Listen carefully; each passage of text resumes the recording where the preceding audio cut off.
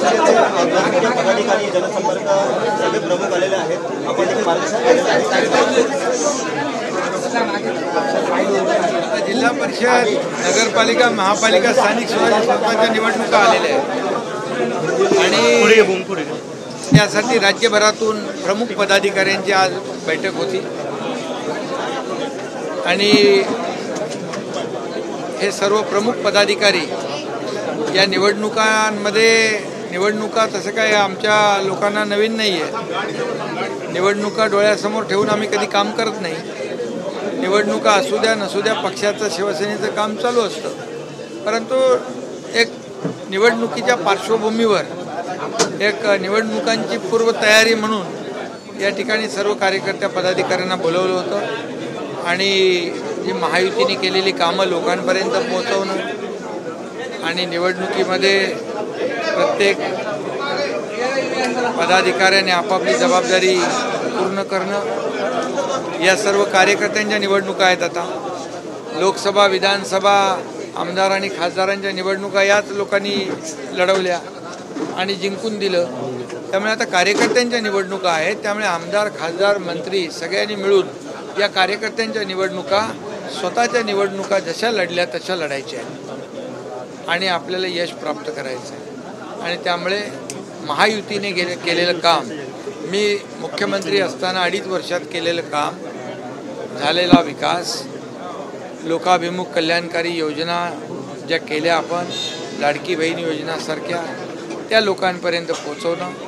आता महायुतीचे मुख्यमंत्री देवेंद्रजी आणि आमची टीम जे काम करते आहे, ही कामं लोकांपर्यंत गेल्या 2.5-3 वर्षातली पोचवणं आणि लोकांना संपर्क करणं आणि लोकांमध्ये जाणं, या सगळ्या गोष्टी कार्यकर्त्यांना नवीन नाही. त्यामुळे निवडणुकीच्या पार्श्वभूमीवर निवडणुका आल्या की आपण अशा बैठका घेत असतो. अशी ही बैठक होती. दसरा मेळावा देखील दसरा मेळावा पण जवळ आला आहे. दसरा मेळाव्याची जय्यत तयारी कार्यकर्त्यांनी केलेली आहे आणि दसरा मेळाव्याला देखील महाराष्ट्रातून मोठ्या प्रमाणावर लोक, कार्यकर्ते, पदाधिकारी, शिवसैनिक आजाद मैदान ले रहे. सर, हिंदी में जानना चाहेंगे, आज बैठक हुई, किन विषय को लेकर बैठक हुई? अब चुनाव है, स्थानीय स्वराज संस्था का, जिला परिषद है, नगरपालिका, महापालिका है. अभी इसके पार्श्वभूमि पर ये बैठक थी. ये प्रमुख हमारे महाराष्ट्र में से सभी पदाधिकारी आए थे, लोक प्रतिनिधि आए थे. अभी ये चुनाव है कार्यकर्ताओं का. पहले जो लोकसभा, विधानसभा हो गई, यही कार्यकर्ताओं ने हमको जिताया है. अभी इनके चुनाव में जैसे हमने हमारा चुनाव लड़ा है लोकसभा और विधानसभा, वैसे ही इनका चुनाव हमें लड़ना है और कार्यकर्ताओं को एक हर चुनाव में जिताना है.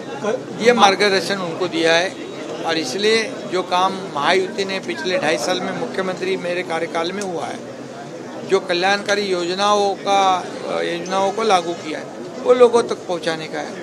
अभी देवेंद्र जी काम कर रहे हैं, हमारी टीम काम कर रही है, निर्णय ले रहे हैं, वो लोगों तक पहुंचाने का है. और इसी के साथ ही महायुति की जीत जो है, ये बड़ी जीत होगी. जैसे विधानसभा में भारी बहुमत मिला, वैसे ही इस चुनाव में भी महायुति को भारी बहुमत मिलेगा. महाराष्ट्र में फ्लड आया है, आप जा रहे हैं, दौरा कर रहे हैं. महाराष्ट्र में किसान अब संकट में है. ये बड़ा संकट है, इसलिए आज कैबिनेट में चर्चा हुई. मुख्यमंत्री भी स्वयं फील्ड पर जा रहे हैं.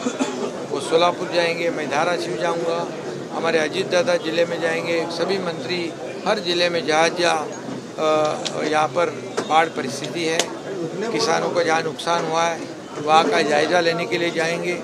और किसानों के पीछे हमारी सरकार पूरी ताकत से खड़ी रहेगी. किसानों को जो भी नुकसान हुआ है वो किसानों को मिलेगा और किसान जो है आज संकट में, उसे मदद करने की आवश्यकता है.